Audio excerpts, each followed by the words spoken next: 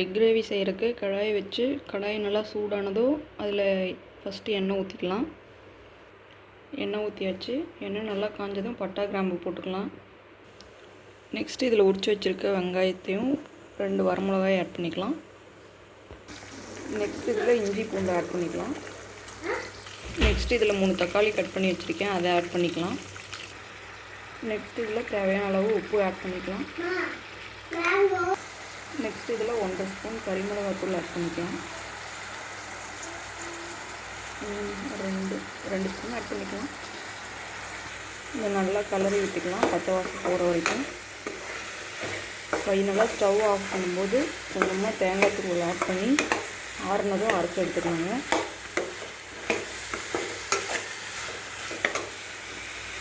இதுக்கடையில் பார்த்திங்கன்னா 4 முட்டையை வேக வச்சு வச்சுருக்கேன், இதையும் உரிச்சு எடுத்துக்கலாம்.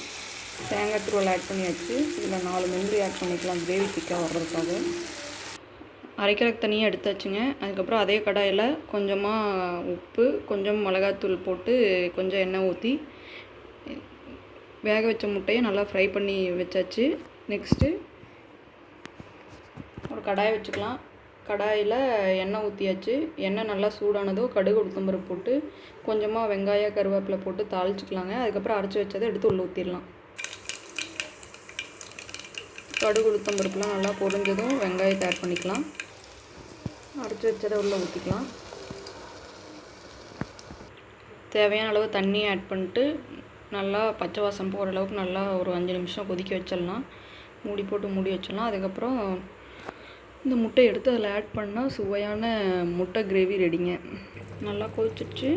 இப்போ இந்த முட்டையை எடுத்து இதில் ஆட் பண்ணிட்டு கொஞ்சமாக கொத்தமல்லி தழை தூவி இறக்கணும்னா சுவையான முட்டை கிரேவி ரெடிங்க. முட்டையை ஆட் பண்ணிட்டோம். இது ஒரு 2 நிமிஷம் நல்லா கொதிக்கிட்டோம். 2 நிமிஷம் ஆயிடுச்சு. கொத்தமல்லி இலையை தூவி இறக்கிடலாம்.